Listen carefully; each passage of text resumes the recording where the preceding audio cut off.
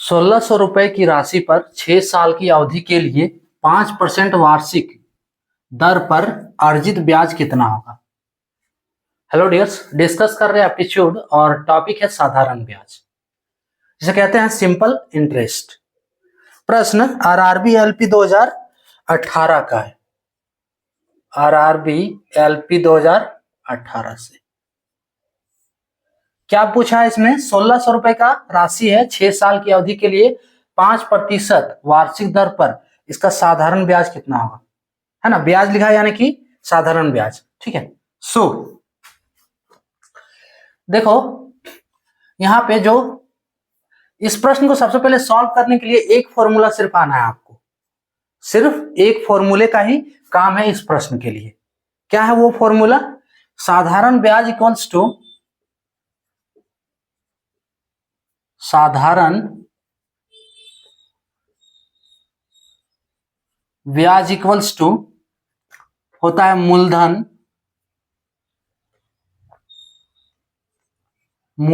गुने समय गुने दर बटे 100। सिर्फ ये फॉर्मूला का ही काम है, ठीक है। क्लियर? अगर इंग्लिश में कहें तो सिंपल इंटरेस्ट इक्वल्स टू होता है, मूलधन को बोलते हैं प्रिंसिपल, समय को टाइम और दर को रेट बाय 100। अब देखो प्रश्न में हमको क्या क्या दिया है, तीनों टर्म ये दिया हुआ है, प्रिंसिपल, टाइम और रेट। प्रिंसिपल 1600, पी इक्वल्स टू कितना दिया है, ₹1600 दिया है। टाइम है ना साल, तो टाइम टी इक्वल्स टू कितना है, 6 वर्ष, 6 ईयर्स, 6 वर्ष, ठीक है। 5% दर है, तो आर इक्वल्स टू, आर जिसको रेट कहते हैं, ये कितना है 5%। क्या आप निकाल सकते हैं साधारण ब्याज? साधारण ब्याज क्या होगा? साधारण ब्याज मूलधन गुने समय गुने दर बटे 100। सो मूलधन कितना है 1600, समय 6 वर्ष, दर 5% बटे 100। क्लियर? अब इसको सॉल्व करो, साधारण ब्याज आपको क्लियर हो गया।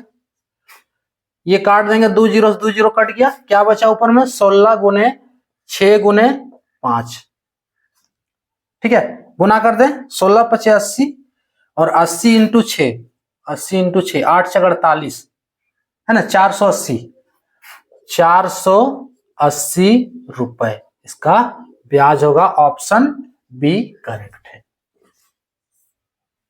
क्लियर? सिर्फ का सिर्फ एक आपको इस प्रश्न के लिए जो है वो एक फॉर्मूला याद करना है, बस ये फॉर्मूला जो हम लिखे हुए, उसके बाद क्या है, वैल्यू बैठा दो, निकाल दो, है ना। 3 कोई भी रहे, मान लो कि साधारण ब्याज ही दे दिया है, आपको दर निकालना है, ठीक है। यानी कि यहां दर नहीं दिया, साधारण ब्याज दे दिया, बाकी मूलधन समय सब है, तो फिर यही फॉर्मूला लगाना है, ठीक है। कैलकुलेशन कर देना, आपको निकल जाएगा। तो यहाँ पे पूछा था साधारण ब्याज, 480 रुपए इसका आंसर होगा। क्लियर? ये था टॉपिक। जय